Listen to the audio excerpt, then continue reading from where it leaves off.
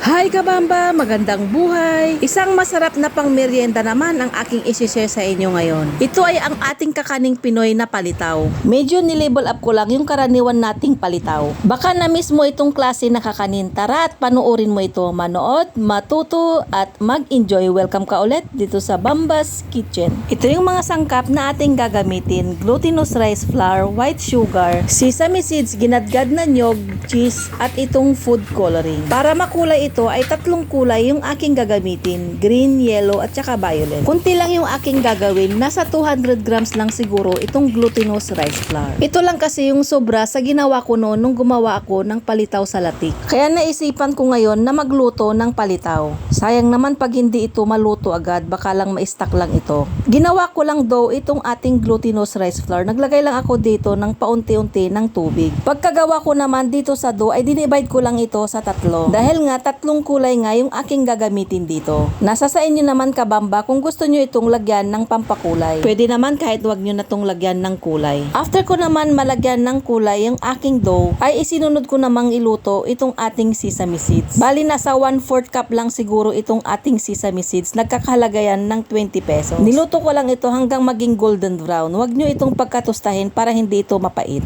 Habang pinapalamig ko naman yung aking niluto na sesame seeds, ay nagpapainit na ako dito ng tubig at sinasabay ko na rin yung paghulma dito sa ating palitaw. Ito ngayon yung shape ng aking gagawin na palitaw. Lalagyan ko lang ng cheese sa gitna. Tsaka natin ito i-roll. Kung gusto nyo naman ng pabilog ay pwedeng pwede. Sa mga nanay na tulad ko na nag-iisip ng pagkakakitaan, pwedeng ganito yung inyong ibenta. Medyo kakaiba ito sa alam nating palitaw. Kulay na lang talaga nito ay talagang maa-attract ka na. Hindi lang sa maa-attract kundi nakakagutom na. Pagkalamig pala ng aking niluto na sesame seeds, giniling ko lang ito gamit yung aking food processor. Pwede naman kung wala kayong food processor ay gamitan nyo na lang ito ng almirez. Hinaluan ko lang pala itong ating sesame seeds ng white sugar. Pagkaluto ko pala dito sa palitaw ay binabad ko lang ito sa tubig. Tsaka ko ito hinango at nilagay sa strainer para matuyuan ng konti bago natin i-roll dito sa ating ginadgad na nyog. Medyo matrabaho pero masarap naman yung ganitong klase ng kakanin. Dahil isang piraso lang nito ay talagang busog na busog ka na. Medyo malalaking size yung aking nagawa dito. Dahil nakagawa lang ako dito ng 9 na piraso.